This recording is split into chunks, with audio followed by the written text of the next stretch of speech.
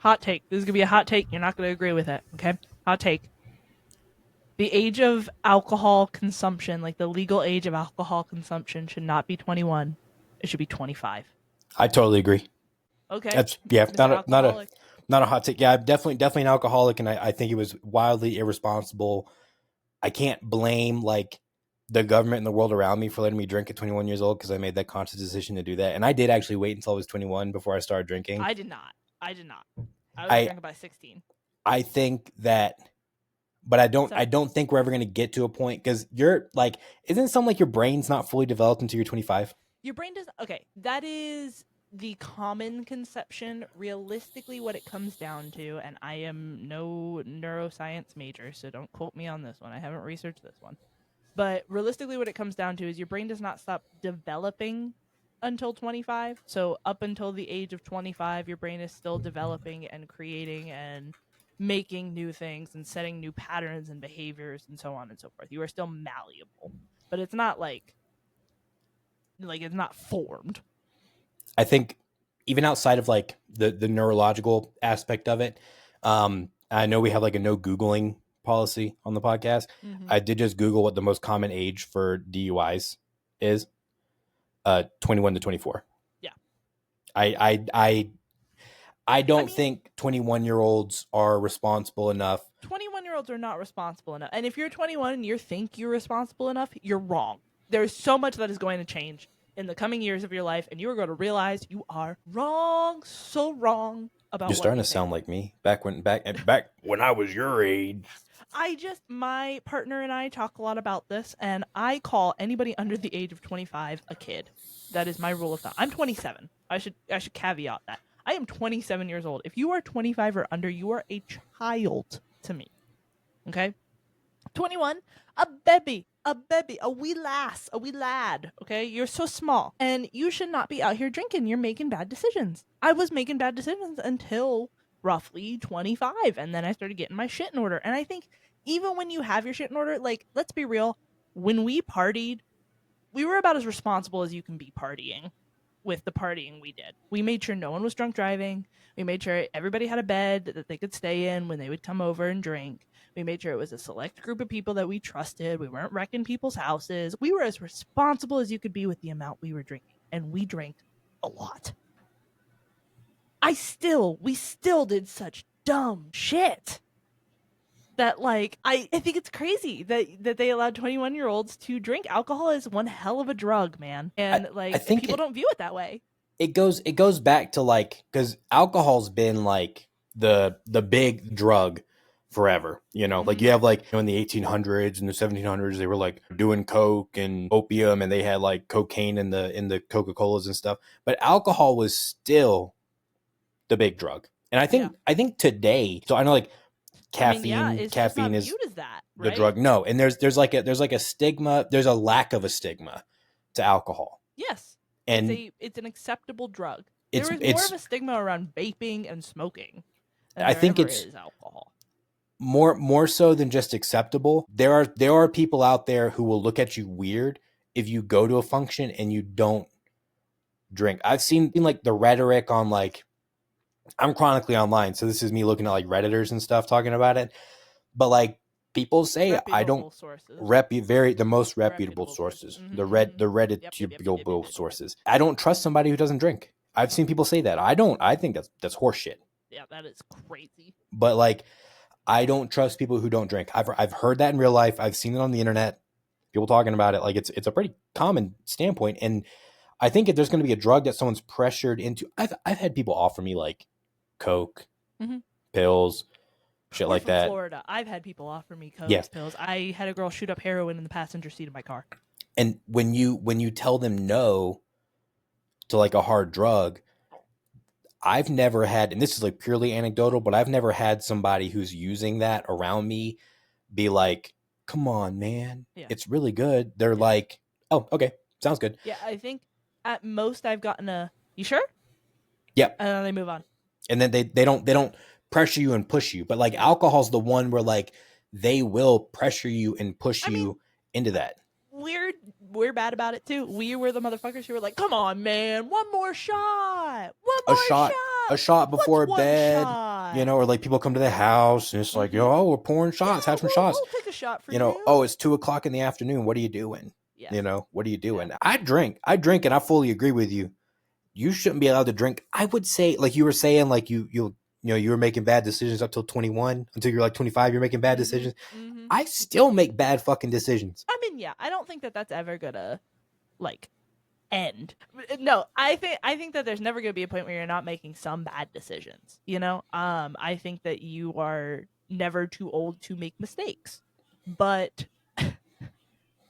we send 18-year-olds off to war and allow them to drink at 21, and I think that's bonkers. I'm gonna be honest. I think if anything, that's backwards. I mean, it's on the raising ages of things. I don't think the minimum age to join the military should be 7. I joined the military when I was 17 years old. Yeah, no. And no, absolutely not. Like I had to get my parents to sign off on it, but like what parent is gonna, sign off on that or not sign off on that, Yeah. But like, especially with like, I mean, those, not to like shit talk the military, I guess, but those recruiters and stuff, they pressure you. It's predatory. It is It's absolutely predatory. They come after everybody around you to like push you into joining this military. Like it's a lot. I wanted to be a medic when I was going in, and the idea was, it was recommended to me by other people, but I wanted to be in the medical field, and the idea was become a medic, and then when you get out, you have your LPN, so you're already like almost there to being an RN. Yeah. You can skip a lot of classes when you go to college. There's colleges that like you send them, you get transcripts from the military for the classes you took. They have like actual college hours tied to classes that you take in the military, and you can send those transcripts to your schools and they'll write off on classes. So you can skip a lot of the medical classes you got to take to be an RN if you're a medic or something, or any of those things. So I wanted to do that, and I had my recruiter showed up, and like there in front of my mom, he was like, I know you want to be a medic and stuff, but I almost went into Trump voice there. He's like, I know you want to be a medic and stuff, but why would you want to do something in the military that you can do in real life? Why not do something you can never do anywhere else? And this guy was cool. He had tattoos. He smoked a cigarette. Like he was cool, man. And I was eating it up. And he showed me a video of these like trucks driving through the desert and then like hitting the skidding and then shooting rockets and everything. And it was playing like Led Zeppelin or something in the commercial. It was like one of those like Go Army commercials. Yes, and it's thunder and like you big explosion, and it got me. He got me 100%. And my mom was like, "Are you sure? Are you sure?" And this man looks at my mother and says, "He's a grown man. He can make his own decisions." And I'm like, "Yeah, Mom, I'm a grown man at 17 years old. I'm a grown man." And he got me. Yeah. Like it worked. And I think the military is another one where like they should up that to like, I know like fighting age is 18, but I think 18 is insane. And I mean, I think 21 is still crazy for someone joining the military, but that narrative does not fit for the military. So they're going to keep it going. Like, I'm going to be realistic here. Like we don't need, but we need troops on the ground. You know what I mean? Like we need people in our military. So like we can't just say, fuck you, 25 and up. Like that doesn't make sense. I think that 21 is way more realistic though, especially if you're going to allow them to make the choice of alcohol, this drug at 21, but not like you're going to say, sure, come on in at 18. That's fucking crazy. Well, I had always heard that like I was, I was 19 when I went overseas, and people were like trying to buy me drinks and stuff. I was like, no, I can't do that. Old enough to join the military, you're old enough to drink. And I heard that a lot. I heard if you're old enough to go fight for your country, you're old enough to drink. Yeah. But I think the problem there was I'm not old enough to be joining the military. I shouldn't be. So like I'm not old enough to be drinking. If you want to, you should raise the minimum age for the military to 21. Not to make it sexist, but from a genetic and psychological standpoint, men especially should not be allowed to make those choices because you have testosterone raging through you that literally pushes you to make bad choices. Yeah. It says be reckless. To go die in a field in Europe at 21 years old. That's what you're supposed to do. Your testosterone is like, go off, King, shoot that man, go off. And like that's not a good decision. Nope, not at all. Like, I never understood that. I honestly think that calling people adults at 18 is bonkers. I think 21 is much more valid for that. And I think at 18, you are barely an adult. Yeah. Well, it comes down to like if you're an adult at like 28, you know, it's still weird if you date an 18-year-old. Yeah. Even though they're like technically an adult, as soon as you have to hit the technically, so maybe they're technically not an adult yet at 18, if it's weird for another adult to be dating them. You know, I think it's weird. They need to raise like the adult. Now we got to get to the podcast here in a second, but if they raise the adult age, do they raise the voting age? Yes. Think so? Yeah.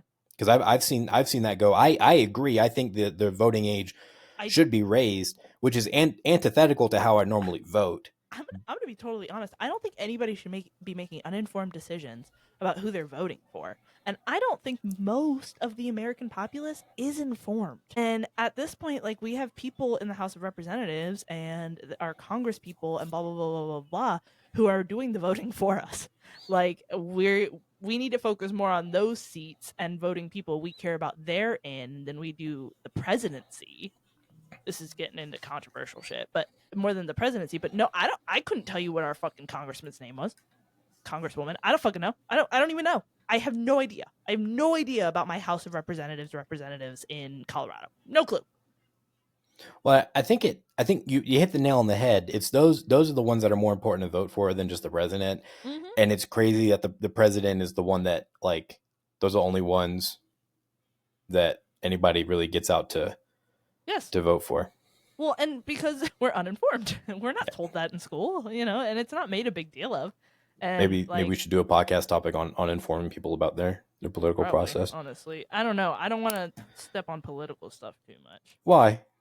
Because I don't want to make this big controversial thing. I don't think anybody's going to think that we're the biggest fan of the current president, but I also don't want to outright be cutting off a section of our audience. Now, we talked about in the last episode, very big, talked about dating our viewers. We're taking the Carrabba's.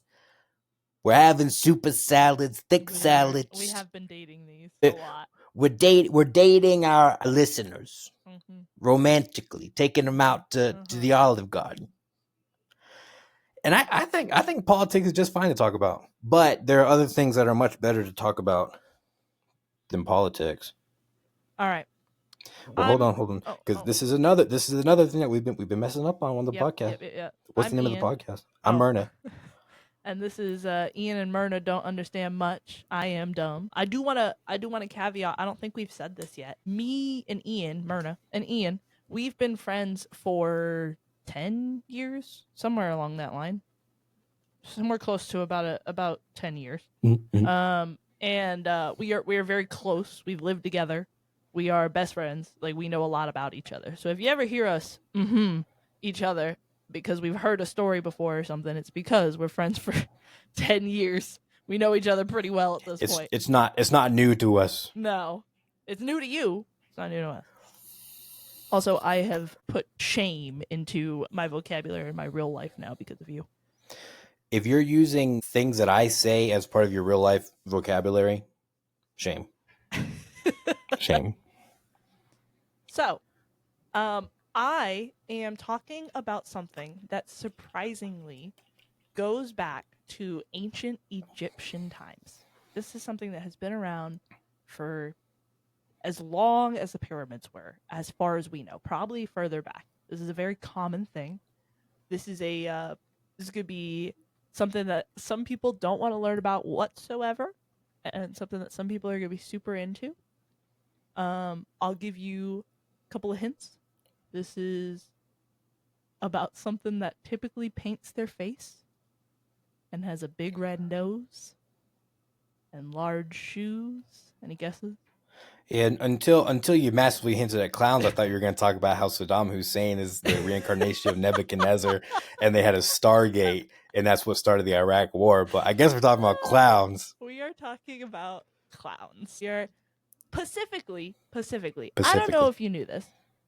I didn't know this. I was playing a trivia game and I learned this. There is something called the Clown Commandments, which is 8 Clown Commandments. 8, I do believe.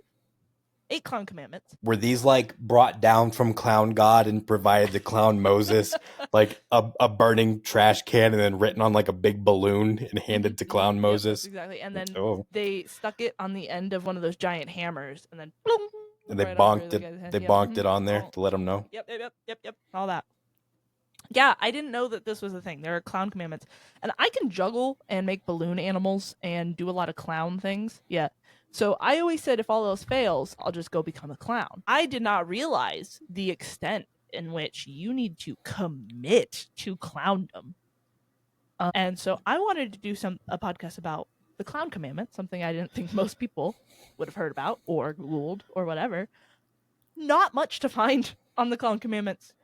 Is there a clown like committee or a clown council or something? There is Clowns of America International. They hold conventions and they are the ones kind of in charge of this. Really, it's a code of ethics ultimately, but yeah, it is the Clown Commandments. Were the clowns in, when was that, 2016? The clowns that were like walking out of the forest at night and scaring people, were they members of the Clown Council of America, do you think? Does that break the Clown Commandments to scare people? It does, absolutely, yeah. Do you want me to? I can go through the history, or I can start with the Clown Commandments. I was going to kind of leave that up to you. I don't have too much to say about the Clown Commandments. List them out. List out the Clown Commandments. Okay, so they start off a bit more verbose, and then they cut down to very to the point when you get to like number 5. But number 1, I will keep my acts, performance, and behavior in good taste while I am in costume and makeup. I will remember at all times that I have been accepted as a member of the Clown Club, only to provide others, principally children, with clean clown comedy entertainment. That is still number 1, buddy. That's number 1? That's still number 1. I haven't gone to number 2 yet. Okay. I will remember that a good clown entertains others by making fun of him or herself and not at the expense or embarrassment of others. Something I feel like is broken often by clowns. I don't think that they necessarily always hold to that, but when we get to the other ones, you will see that most clowns do not hold to these commandments. Number 2, there's also one that has multiple in it. I will learn to apply my makeup in a professional manner. I will provide my own costume. Didn't know that. You have to provide your own clown costume. It cannot be provided to you. I will carry out my appearance and assignment for the entertainment of others and not for personal gain or personal publicity when performing for either the international club or alley events. I will always try to remain anonymous while in makeup and costume as a clown, though there may be circumstances when it is not reasonably possible to do so. Are these who made these up?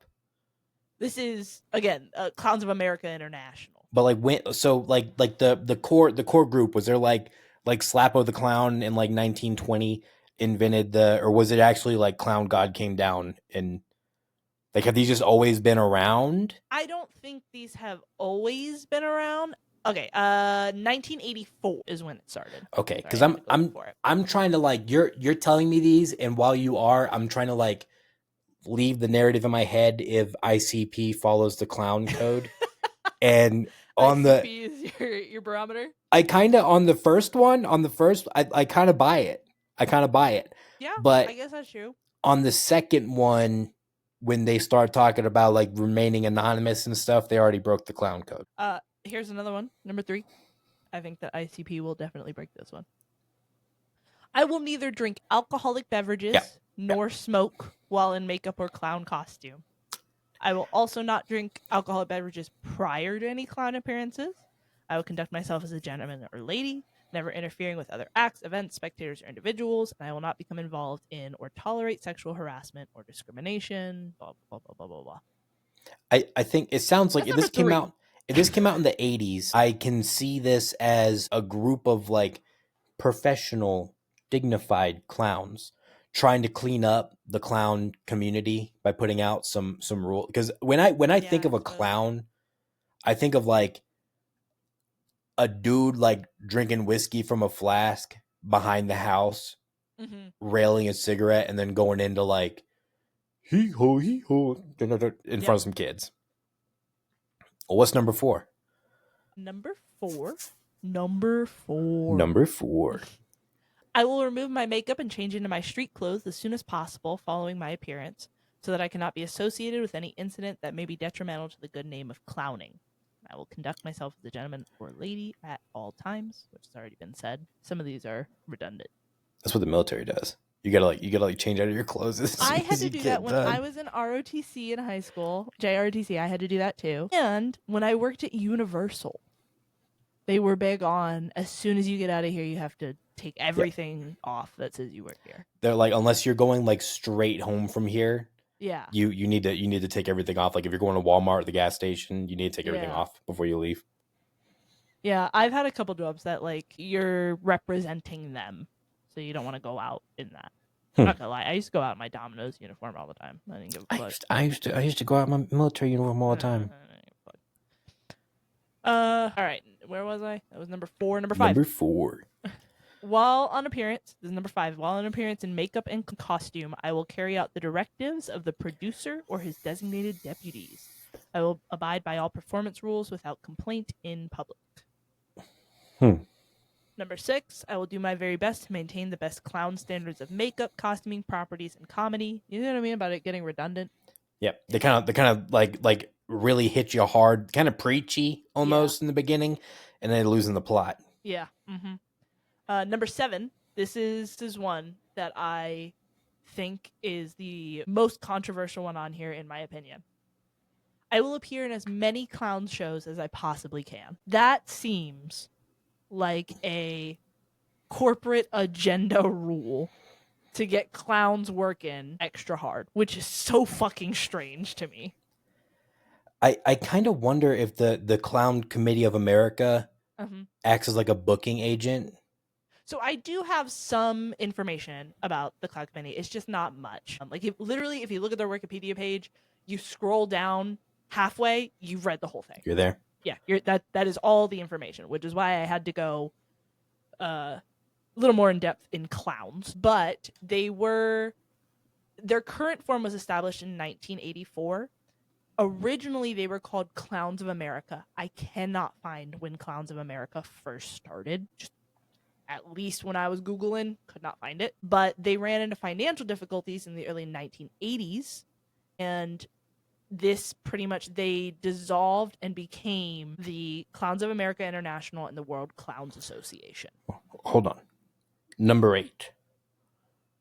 Oh, number 8. I'm sorry. Yes. Number 8, I will be committed to providing an atmosphere free of discrimination and harassment for clowns of all ages to share ideas and learn about the art of clowning. Okay, so that's all. That the last ones are very corporate, very that's like. What I was saying. Like the first 4 are like very verbose and telling you what you need to do as a clown, and then it really loses the plot. It kind of just becomes like it's a job. Yeah, it's very like if you're working for like a clown agency, which I assume there are clown agencies. Yeah. I think this is one, though they've seen quite a decline in people, more than anything because clowns. The amount of clowns in the world has declined. I think in North America. More people are afraid of clowns now than they would be like entertained. Older clowns are retiring. Younger people are not very attracted to it, and a lot of people are scared of it, and I will get into that. But because of that, there hasn't been many. Here is something fun I found while looking into Clowns of America International. Their meeting spots are alleyways, typically, and like comedy clubs, right? And according to their bylaws, they call them a clown alley, where you're meeting up. I hate that. Where clowns meet up. A clown alley. Clown alley is any club or area with at least 5 members that forms a local chapter. I hate the idea of a clown alley. You got a clown alley. The scariness of clowns came into being pretty recently, actually. Really? Yeah. So like I was saying, clowns have been around since the ancient Egyptian times and always have just been a comedy, like a source of comedy. It has only been recently with like It and like John Wayne Gacy and stuff like that coming out where we've made this switch, particularly here, like in North America. I speak a lot for the United States when I say this stuff. We've made this switch from clowns being silly to clowns being scary. Yeah, because I when I think of clowns, I don't think of like I'm gonna hire a clown to come to my niece's birthday party. Mm-hmm. It's like I'm gonna hire a clown to be in my haunted house and scare people. Yep. Yeah, it's definitely like switched over to that. Specifically, like the 20th century is where they started to see like this switch from jovial, fun clowns to these like scary clowns. And apparently, Stephen King's It had a large part in this I can see of that. I like can see that. making clowns scary. Yeah, Well, because when did the book come out? It was like in the 80s, wasn't it? that's a good question. Yeah, I don't know. It probably is. I think it was. I know we have a no googling policy, but let me look it up. And while I'm looking that up, why don't you tell me more about ancient Egyptian clowns? Okay, ancient Egyptian clowns. Ancient Egyptian clowns, I don't know as much about. Pretty much, they clowns in general originally served. They called it a socio-religious and psychological role. So they were like saying priests and clowns have held the same position, kind of thing. And it's kind of this commentary on like court jesters especially, but like clowns were held in this very high regard originally. That the court jester was because I've heard about like court jesters had like actually a really high position Mm-hmm. in like medieval courts and court stuff. court jesters were pretty much said to have the most free speech of people in that time because they could make fun of the monarchy to the monarchy's face and not get in trouble for it, whereas people couldn't say anything about the monarchy without catching flack. And it was like a protected position. Mm-hmm. You know, like the monarchy, like the king could not have. I'm sure if they wanted to have the jester executed, go for it, but it was like in really poor taste to do that. It was not really looked highly upon. Yeah. Yeah. Yeah, it was always like this very important role. And like very much back then, very much it was like the jester role, less of a clown role. So this role of a clown, this etymology of clown has very much changed throughout time. Where in the beginning with the Egyptians, they were like very basic jesters, but they were dressed in like leopard skins and masks and were imitating Greek gods. So they were literally imitating the gods, acting as though they were gods essentially there. And again, like they were given this freedom to make fun of stuff that other people couldn't make fun of. They could make the jokes that no one else could. I think a protected form of like social or religious commentary is like really, really important. I can see why it would be on the same level as, because it's almost, if they're imitating the gods, I'm assuming it's not like they're not coming out and doing like these big gladiatorial things where they're like showing off the might of the gods, but they're like poking fun at the fault of the gods. And I think that's important, whether that was the intention or not, important. I mean, yeah, that was kind of what they were always there for, and you see it kind of progress through time. So like we start with like ancient Egypt. Our next kind of pinpoint on the clown timeline is the ancient Greeks, which were similar. This one's kind of silly though. They had these they would be bald. They would shave their head bald. They would have these padded tunics to make themselves look like fatter than they were, kind of thing. And they would wear essentially a strap on like over their privates, the penis, the dick, or the vagina if it was a woman, the wing wang. The wing wang. But yeah, they would have like this phallic like object, like essentially like an old dildo, and they would strap it around to their front and have it hang over their groin, and they would be walking around with like these strap-ons just like hanging out. And I'm assuming they were like overly large. Yes. Like big. This is where like they progressed and became more and more lewd and more like sex jokes and food jokes and stuff like that over time, where it started with like these Grecians having like big dicks on their front, essentially like these strap-ons on their front. And then Like from there, like into court jesters, or like Romans had like these similar roles where like they would essentially be like a court jester. Or in Roman plays, a lot of the time you'd get these jester roles, and they would typically be viewed a bit more poorly than they were in Greek times. In the Roman times, this is where they often kind of got that, oh, you're a bum kind of. Kind of the more like slapstick Yeah, thing. the more Like like they slapstick comedy. what's it called, the foil of the joke, Mm-hmm. and that's okay. Yeah. And I'm kind of I keep my mind keeps going back to these phallic objects, and I read somewhere once that It's weird, isn't it? to the Greeks, like it's very weird, to the Greeks, like a big wing was like a sign of ignorance or something. It was Yes. like a fault. Yeah.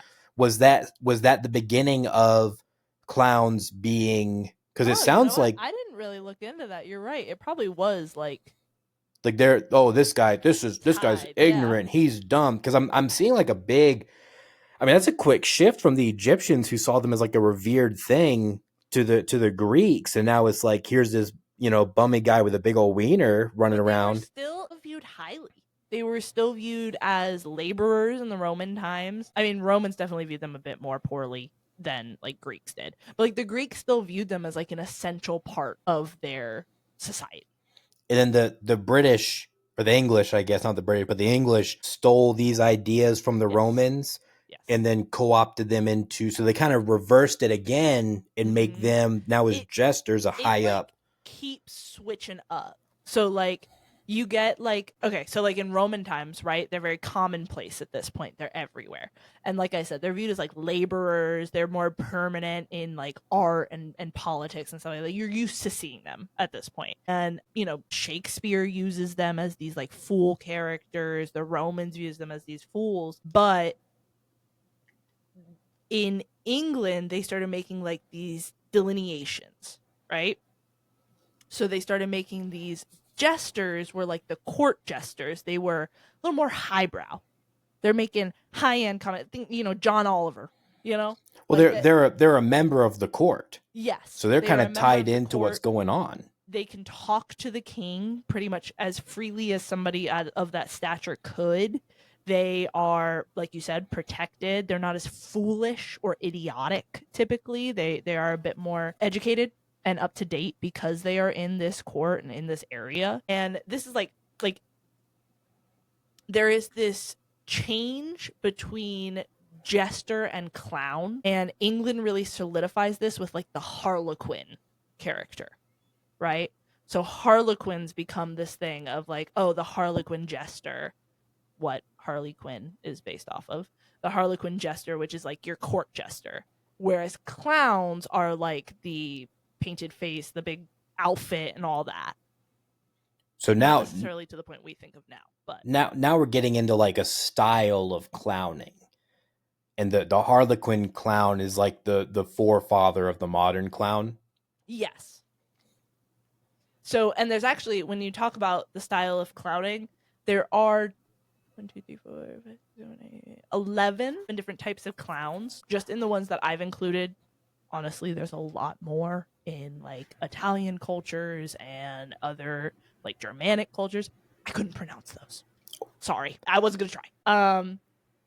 But there are like there becomes this change to the word and the style of clown that continues to develop. And honestly, it developed up until very, very recently. Like I said, like the 1980s is where this, like, what was it, the fucking organization, the clown organization, when they came into play, the Clowns of America International. The 1980s is when they came into play, and that was where we get like the Ronald McDonald type clown is much more common, because before then it was nothing like that. No, I can think of like the Harlequin clown, of course, Mm-hmm. like the Cicero, the jester. Mm-hmm. Mm-hmm. I can think of like the Depression era hobo clown, which Yep. you don't really see that Mm-mm. very But much. that is a type. It is called the hobo. The hobo. There's also there are 3 different types of those, and those are very recent clowns. Those are near the end of my notes here. Hold on. So like the village idiot kind of stopped becoming a thing as America grew and like towns grew and blah blah blah blah blah. So clown roles started to change, and that was where you saw more of these tramp or hobo clowns. So there's the hobo clowns. They're migratory. They find work where they travel. They're down on their luck, but still have a positive attitude, right? Still happy-go-lucky. The tramp, migratory, but he doesn't work where he travels. He's down on his luck and depressed about it. And the bum, non-migratory, non-working. And those became like these three clowns that we kind of see delineations of in that time period.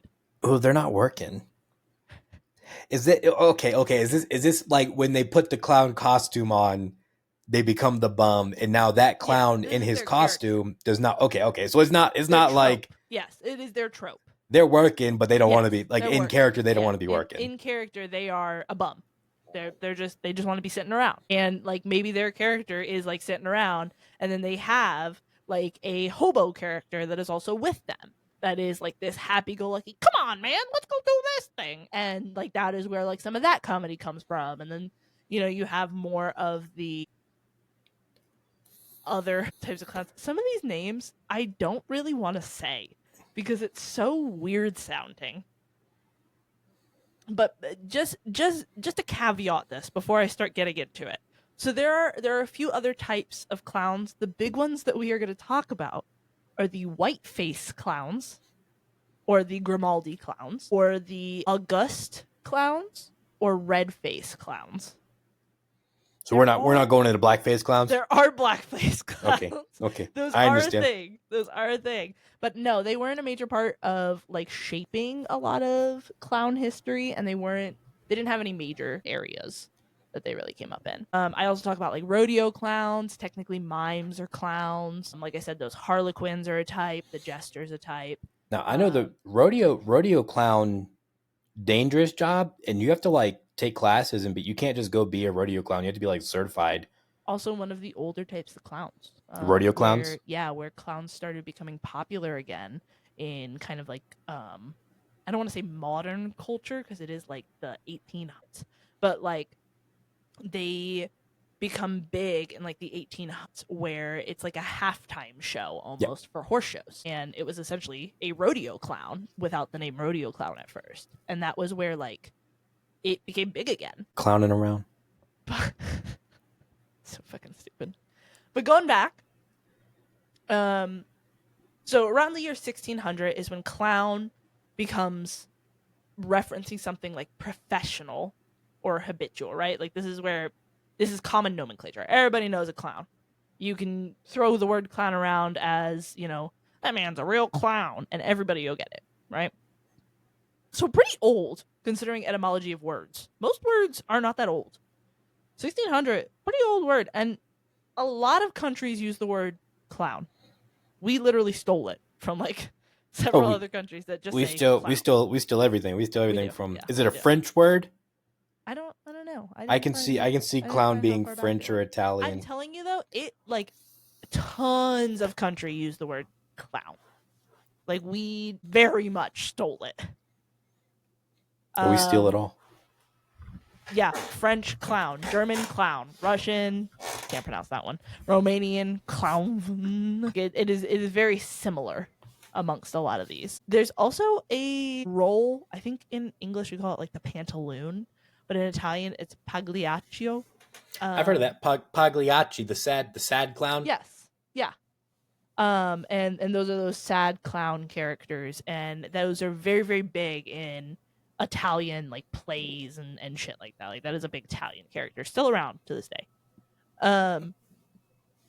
Okay, but going back, so like I said, the Harlequin characters become this delineation. There's jesters, clowns, and they start kind of making that split from each other, so they're no longer the same name. 1800, this man named Joseph Grimaldi, shout out to Dungeon Crawler Carl, I didn't know this was a deep cut to clowns, but they have a Grimaldi circus in that book, and that is a deep I've heard the name before. I didn't know it was a clown thing. Yeah, but I've heard the name before. Yeah, that is the clown as we know it in our current time, the white face clown, the painting your face white, wearing the big flowy the big red lips and the honk nose and stuff. No.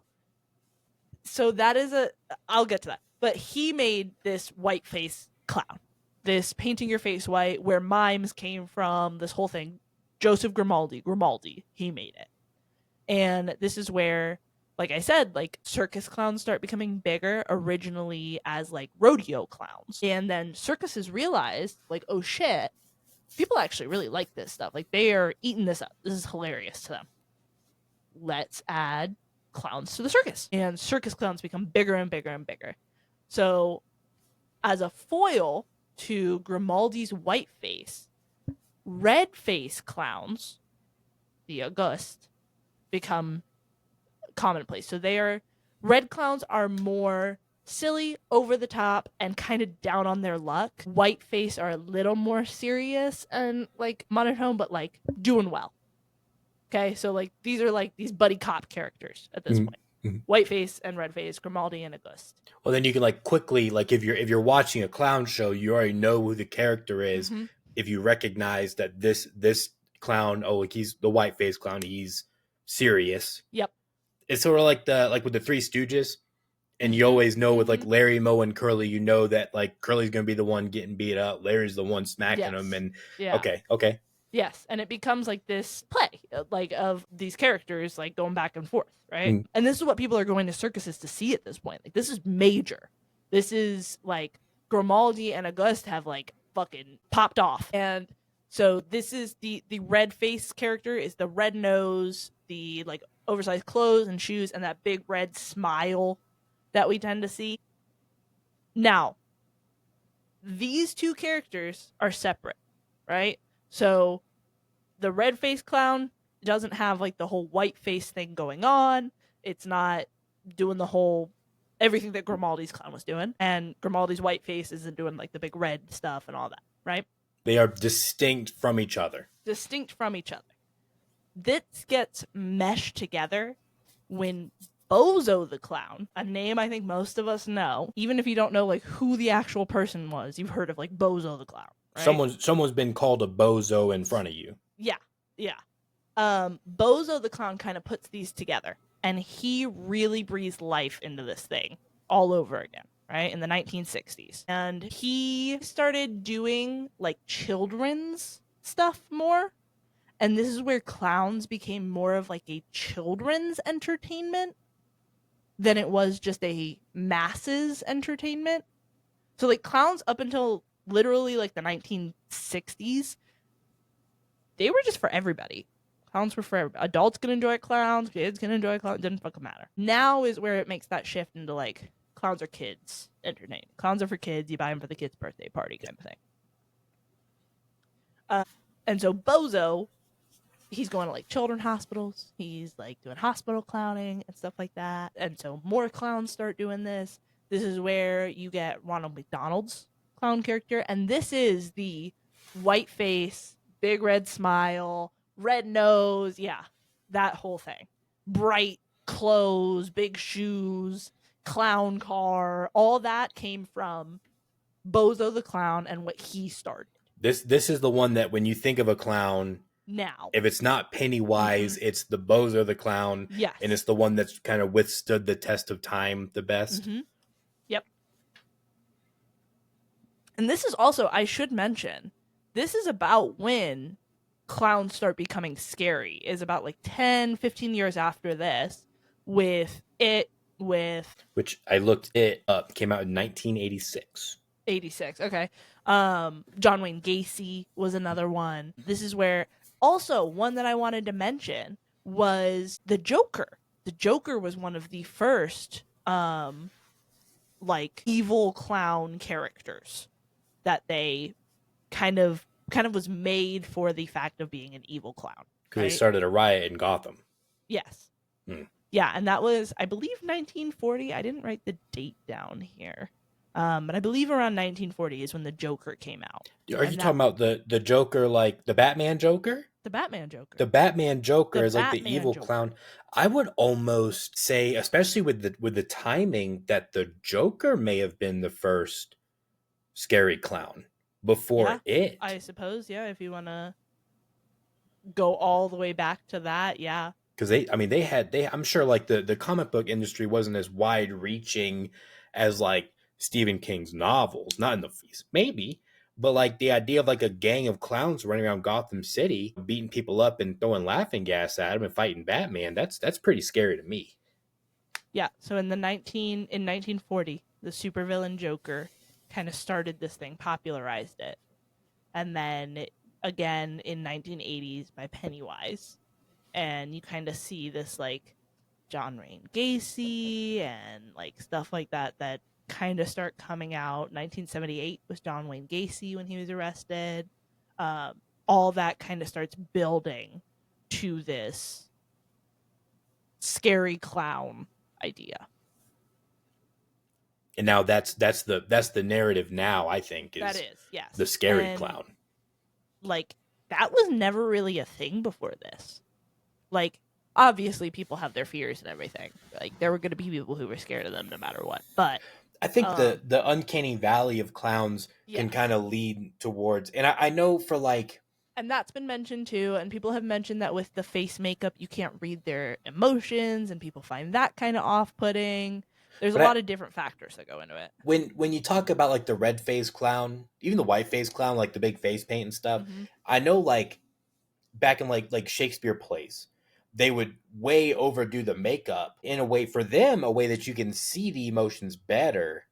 Yep. And I can see for clowns, like the makeup is there to like kind of dictate who this character is. But when you're watching those, you're watching them from, 60, 70, 80 feet away. Mm-hmm. So you need like the big makeup. But it kind of sounds like as we get more towards entertainment being closer to you through like a television screen or at a movie theater or something, seeing a clown, face to face. Mm-hmm. And now like these big, Yes. now the uncanny valley really comes out because all the features are It's accented. just like hitting you hard. Yeah, it's like it's right here now.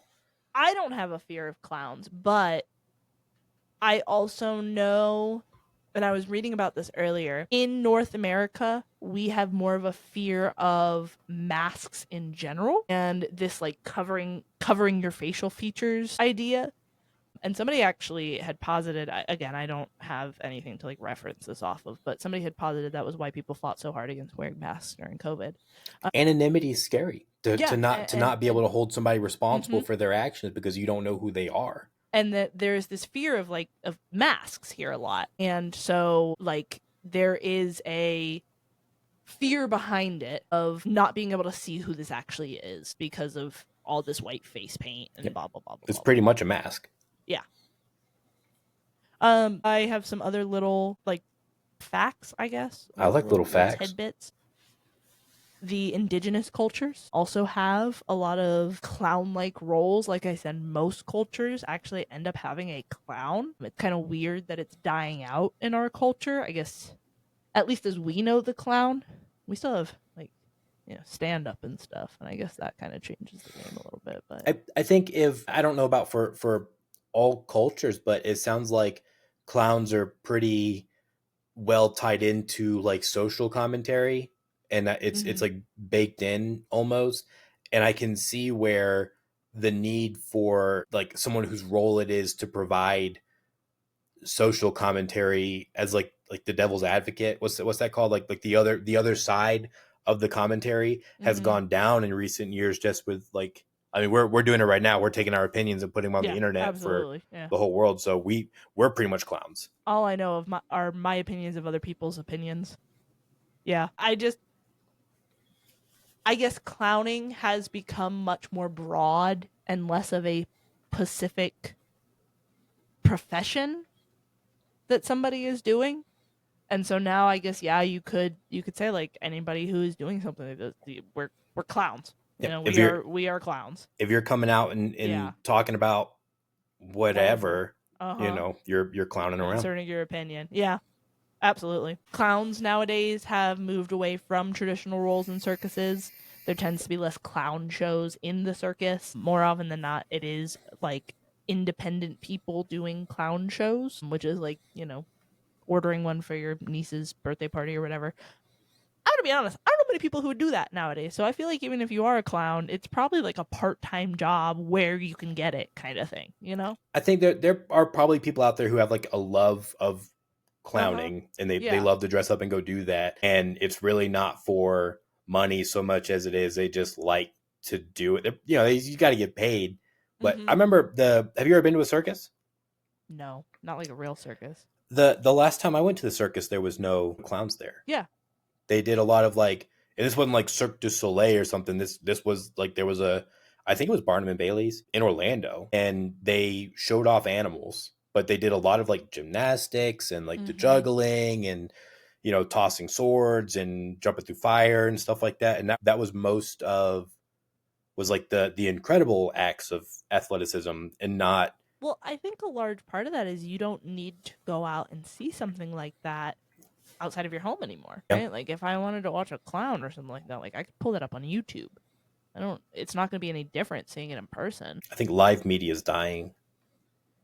To a point, I was thinking this while I was in the movies the other day, and I was thinking about how difficult it must be. I really like the idea of filmmaking. I don't watch a lot of films, but I really like filmmaking. And I was thinking about how hard it must be to make a movie for the big screen now, because you know that it's a dying medium, and realistically, it's gonna go to streaming, and probably most of your revenue is gonna come from streaming. That You know, I hate to say it, but they had I'm a big Lord of the Rings fan. mm-hmm. And War of the Rohirrim is out right now, came out. And I'm just waiting for it to come out on streaming. I don't want to go Yeah, really go see that. And I think I it's mean, like as how easy it is to access reviews of movies now and then mm-hmm. to kind of know before you go. And I don't think most reviewers' opinions on things, I review things. My opinion on stuff is garbage. It's not anything indicative. Well, it's I'm only telling you your how opinion. it's just like my opinion, man. Yeah, And it doesn't mean anything, but like I see that from other places and they'll give it like a 6 out of 10. It's like, why, I don't really, it kind of sours, even though I'm consciously not buying into the review.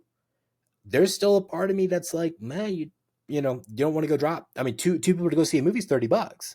I know we're kind of moving away from it here, but like for the main topic, I mean, but like I think that it is kind of crazy to ask people to come out to the theater nowadays, because when you break it down, I'm already paying for Netflix. I'm already paying for Amazon Prime. I'm already paying for HBO Max and fucking what else? Disney Plus and Peacock and blah blah blah blah blah blah blah blah. I have popcorn in my pantry right now. It was like $4 at When Walmart you can pause the for a movie giant and go pack. pee. Yeah, I can talk to my partner. I can like, I just like I don't. Why would I go to a theater to watch anything? The this is gonna sound silly, but the sound quality. I don't care enough. That's And the big. But like, have I you can't noticed? auditorily process. I need subtitles, motherfucker. Oh, I can't hear what they're fucking they saying have in to the do like theater anyways. special closed Yeah, captioning for I can't yeah. hear what they're saying in the theater anyway. It doesn't matter. Well, have you noticed how like when you're watching a movie on your phone or like even like on the TV and like the music is really loud but the voices are really quiet and it's hard to hear what they're saying because the music is so loud. I They have subtitles on. the sub but like you like everybody like Yeah, I've seen yeah, yeah, this yeah. like everybody has to watch with subtitles now because you can't like nobody can hear what Yeah. they're saying. When they do the mixing, they mix for Dolby Atmos. Mm-hmm. And you'll see that ad when you go to the movies for Dolby Atmos and you can Yeah. hear it well in the theater, but it's not remixed for your television at home. Mm-hmm. I don't know why they don't remix it. I'm assuming it's probably because they want you to go watch it in theaters. Yeah, or like, because I know with the Xbox you can use like the Dolby Atmos app or whatever, and It'll like, change the mix up, but you have to have headphones in. Yes, because your sound bar is not going to be enough for Dolby Atmos. It's a surround thing. That's the only reason I will go see a movie in theaters. And I know it sounds silly, but for the sound quality, where the sound quality is enough for me to go. I'm not gonna lie. I think I would rather go to a theater for like a 4DX experience. So far removed from clowns, for like a 4DX experience instead of just a movie. Like, I'd rather the chair be shaking and I'm watching Fast and the Furious and I can smell the burnt rubber while the chair is shaking and there's like I would do that more than I would anything else. Call me the Grinch, or a grump, I guess. I don't care about that stuff enough to go, because if you go see in like a 4D or 4X or whatever movie, the ticket's going to be like $30 per person. Mm-hmm. I don't care enough. If I'm going to fucking spend the money anyways, what do I care? I'd at least rather have the experience watching the Blue People Avatar. God, I hate that movie. But I at least have the experience instead of just paying $10 to go watch a trash, not even $15 to go watch a trash movie. Are the Blue People Avatars blue face clowns? Yeah, they're blue face clowns. Are they blue face? They are clowns. Let me give you my thesis statement on why I hate the fucking Avatar movies. Anyways, I'll do that next podcast. We can talk about the Avatar movies. I think you could fill up a whole thing with. Oh, probably. Clowns. I think that one would be a controversial one without ever touching on politics or anything. The only people I've seen who are like really bulled out and love the Avatar movies are like. It's almost on like Disney people level of weird, where they have like the Avatar babies and stuff. It is a new age Pocahontas story. I think that people went crazy about it, cuckoo about it 10, 12 years ago, however long ago it came out, because it did have beautiful visuals when it came out. Do you remember Beowulf? No. The Beowulf, the entire movie was CGI. Oh, and it was, yes. People were like freaking out, and they were saying like it looks so good. It looks so good. I just watched a trailer the other day for the old Beowulf movie. It doesn't hold up. No. CGI doesn't hold up. I've watched video game cutscenes that look better than some of the movies like Avatar that were big in their time because they were making strides. And I give them kudos for making strides. Yeah, somebody's got to do it. Yeah, let me put that in there. I do give them kudos for that. Somebody has to make that step, but I don't think that makes it a good movie. I don't think that warrants the amount of money that was spent on it. I don't think that warrants the amount that people love it. Especially it's like you said, it's fucking Pocahontas. It's Pocahontas. It's Pocahontas is all it is. And that's not a good story. I don't feel like I'm gonna have Disney people jump at me for talking about Pocahontas being a bad story, but like I think it's crazy. They had to change a lot of major like Pocahontas if they were a real person. No, Pocahontas was definitely real. Pocahontas was a real person. She was like 14 years old. Yes. And John Smith was like 30 something. Yeah, I think he was like in his late 20s or something. Like it's but weird. They also had to change. Like, I mean, they were not treating the indigenous people well back then. Like that whole Pocahontas story is a frou-frou Disney version of what actually happened. It's not what actually happened. I guess that's what Avatar got right then, because they didn't. That's true. They didn't come in. They were. That's probably a more realistic. But it was still adaptation. It was still the white man coming to this area and them like glorifying this white man savior. Yeah, it wasn't done as like a criticism of colonization. It was done as like, we got the dude joined them, and now he's one of them, and it's cool when he does it. You know, like I don't. It's like that's weird. I just don't get it. And everybody wants to fuck the blue people, and I don't get that either. Stop monster fucking, man. Because they're tall. Stop it. Stop monster fucking. I don't want your tail anywhere near me, you freak. You ever seen I'll make that delineation. Get out of here, monster fuckers. Hellboy? Yeah. You know Abe from Hellboy? Yeah. People were boned up for Abe. And it's like, that's a fish man. Crazy. That's a there's a movie. There's a monster fucking movie about the fish man. Shape of Water, right? Shape of Water, yeah. That's weird. I don't like it. It's weird. Get out of here, monster fucker. I keep watching stupid monster fucker movies, and I don't want to. We may have just cut off like 25% of our listening days. They can go. Get out of here, monster fuckers. I don't want you here. Do you have any... and monster fuckers. If you ain't fucking a person, get out of here. An above age person. Get out of here, pedophiles too. Shame. If you a furry, shame. If you like avatars, shame. Except for The Last Airbender. And if you're a pedophile, that's of course shame. Shame. Get out of here. Go turn yourself in. Well, do you have any more clown tidbits? Do you have any that are jumping out at you that you want to? That's about it. That's all my clown facts. Well, I think that was a good one. This is a banger. I hope so. Absolute banger. I'm gonna be honest. If I were to rate it, I'd give it 2 John Wayne Gacy's Out of how out of many? 7. Out of 7? Out of 7? Out of 7. I would give it 5 Pennywises out of 5 Pennywises. Well, thank you. I didn't think it was really that good. I good. felt No, like I was thought it all over really the good. place, but No. I guess that's for the listeners to figure out. I thought it was good. Well, do you want to tell them? Do you want to tell them how to like, favorite, subscribe, ring No, the bell I down don't. below? Check the We're not gonna doobly do that. doo We're not for gonna do that. information We're not gonna on do that. I will racials. say, if you liked this podcast, tell a friend about it. You don't have to like. You don't have to subscribe. You don't even have to tell a friend. But it'd be cool if you did. It'd be real cool if you just did. just kind of share it around. Tell them to look up "I am dumb." It's not that hard to figure out. I think even if you're dumb, you could figure out how to write that. We even wrote it dumb. Yeah, I think share it and hopefully listen to us next week. Hit the bell. Well, we're gonna try something out. Are you ready? Oh, okay. Okay. Well, we dumb, you dumb, and this has been I am dumb. Hopefully you're a little less dumb at the end of all this. Probably not. Bye-bye. Bye.